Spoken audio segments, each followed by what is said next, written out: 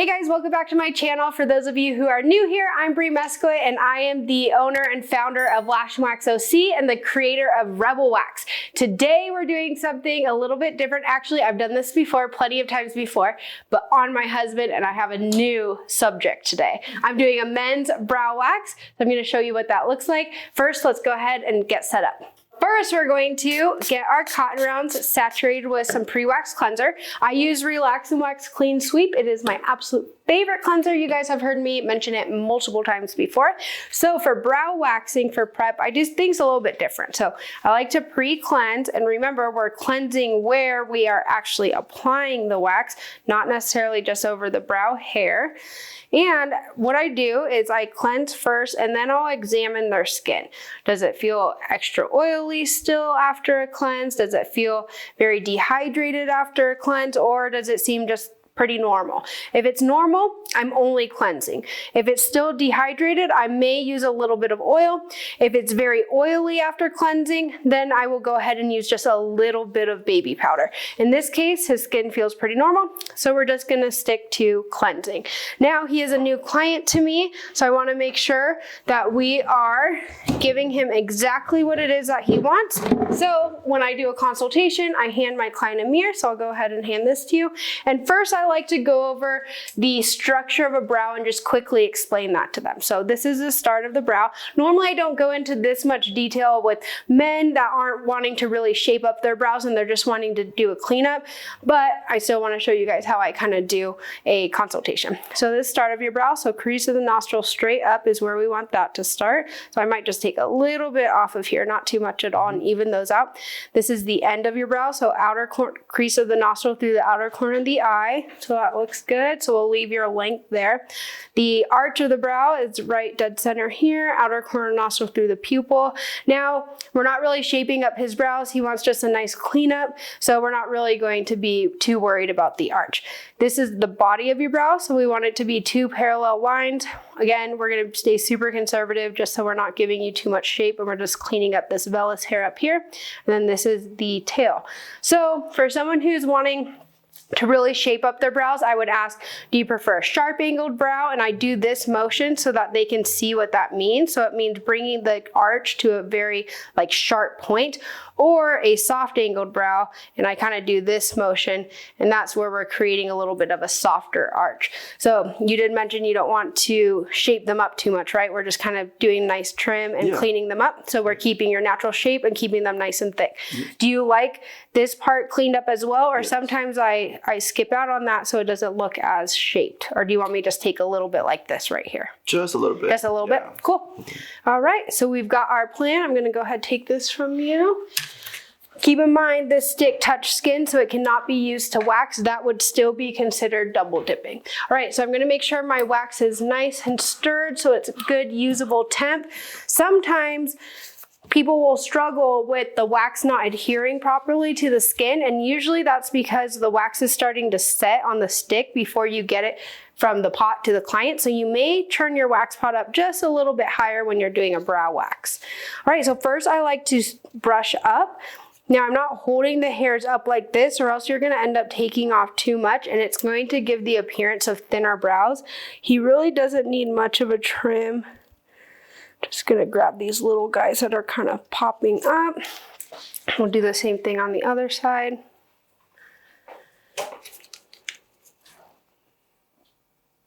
You can always take more off, but you cannot put it back. So I want you guys to be really conservative on this, and then we can always go back and take more. Then we're gonna brush down. Doesn't really, again, doesn't need much of a trim. And again, we're not holding down like this, because if I did and I were to trim all of that, when you go to brush it back, you're gonna leave a hole right here. They're gonna look really thin and you're going to have a very upset client. All right, so we never wanna be floating hands. So I'm not just gonna be trimming like this. I need to give myself some stability with my left hand. So I'm just gonna trim these long guys right here. Same thing on this side, left hand to give some stability. Just trimming the tips of those little guys there. Looks good. All right, so now we're ready to wax. So I'm gonna brush up and out. And we're gonna start with the start of the brow here. Also, another thing You can see his hair at the start of the brow is growing inwards. So what I like to do is actually line it up, and then I'll just kind of trim straight down like this so that we're not accidentally taking hairs that we want to leave. So I'm going to trim that, and then now we can go ahead and wax. So when we are doing brows, we're using what's called pointer tool method.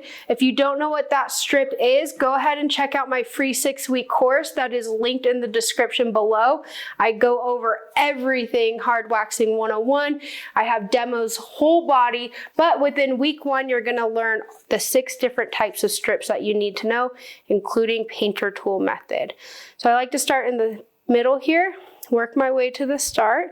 Now I've been waxing for a while, so I can visually see exactly where the start needs to begin. But if you're new, you may want to measure out like we did originally, but with a brow pencil, and then you can actually put a little mark for yourself there. All right, we're going to get a grip. You want to remove this strip when it's still fairly tacky, so that it really does a good job at removing those vellus hairs. All right, so now I'm going to look at his skin. He did mention to me that he's been waxed quite a few times, but one of the times his skin did lift. So we don't want that to happen. So what you do is I did that first initial strip, then I'm looking at his skin to see if it looks shiny at all or if there's any irritation. Doesn't look like there's any irritation, so we're good to go and continue waxing. Everything feel good? Mm-hmm. Cool. Quick interruption to the show to bring you guys an offer you won't be able to resist. If you have not yet tried Rebel Wax, then head over to our site, lashandwaxoc.com, and use code TRYREBEL. All one word, code is TRYREBEL, and you can claim 2 free sample size bags. All right, we're gonna do painter tool again. So your fingers on top, you're dragging out a 45. We're making sure this wax is super clean on our stick. Use the left hand to hold taut. Start with your stick straight up, using really great pressure, working towards the start of the brow, and then we're gonna thicken that strip up. So thickening the strip up is actually for removal purposes. If it's too thin, when you go to remove, it can tend to break on you. All right? We're going to remove when it's still fairly tacky. You'll notice too, when I press in like that, it kind of turns that opaque white color. The pressing onto the strip actually can help it to start to set up a little bit faster. Right now we're going to do the top of the brow. So I'm going to grab my spoolie and brush the hairs straight down so I can see everything nicely. Doing painter tool again.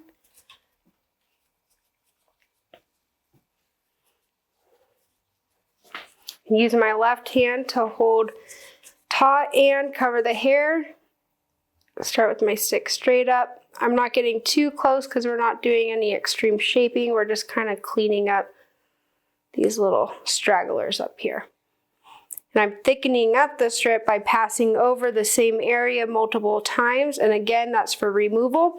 I also started a little bit before the start of the brow, and I'm ending a little past the end to make sure that we're getting everything and not making the cleanup process at the very end more difficult. All right, remove immediately. I don't know if the camera can pick that up, but there's lots of tiny little vellus hairs in there. All right, now we're gonna do the same thing on the other side. Again, just because he has mentioned to me having issues in the past, I'm just going to continue to examine his skin after each strip and make sure that everything's looking good, which it totally is. All right, now we're gonna do the same thing on the other side. So when I'm doing the left brow, I actually come to my client's right shoulder and I use my left hand to hold back like this, and then I'm gonna be pushing this strip away from me. So this is something at home when you're practicing, you can totally practice on a mannequin, even paper. We wanna make sure you're practicing both motions. Both pulling the strip towards you, pushing a strip away from you, even doing this sideways angle here.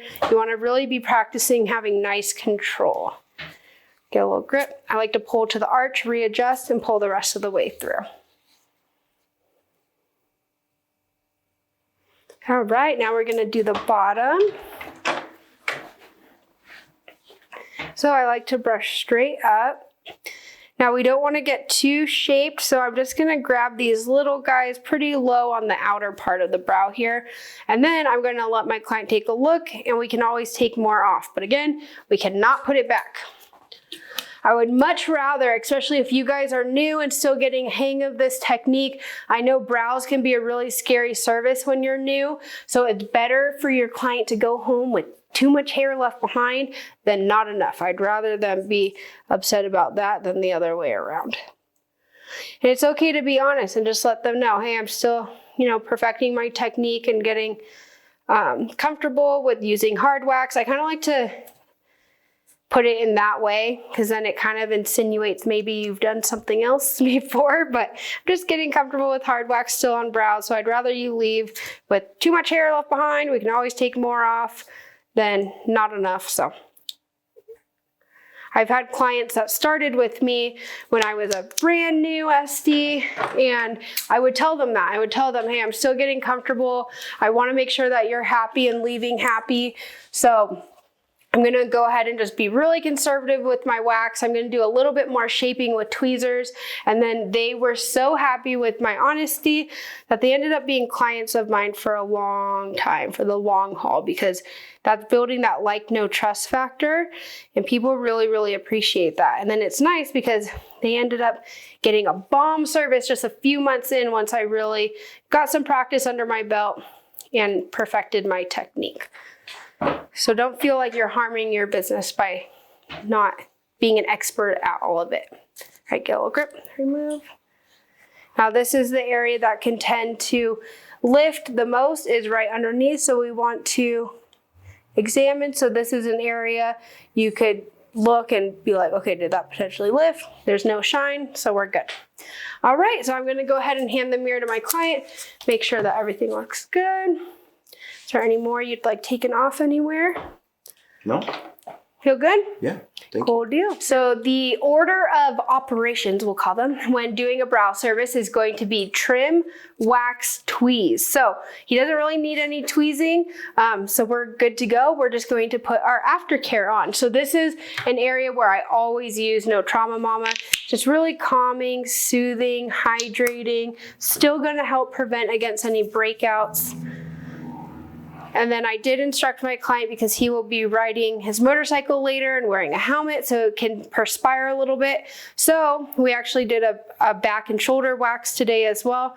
So I instructed him, go home first, make sure to take a nice cold shower, run cold water over any of the areas where we have wax. Normally I would advise against going for a ride today because of the perspiring, because that can cause ingrowns, bumps, breakouts, irritation. But since it's unavoidable today, I just instructed him, go home, take a really cold shower, put cold water over the areas that we wax, and that actually helps to contract the pores and hopefully prevent any breakouts. Then as soon as they are done riding, I instructed him to go ahead and take a shower again, just to get that perspiration off of his skin, and then wear loose clothing like a cotton t-shirt, or even go shirtless once he's home, and just let the area kind of like chill for the next 24 hours. So, all right, that's it for our men's brow wax. Thank you guys so much for joining me for another demo. I'll see you back next week. Make sure to subscribe and turn on those notifications.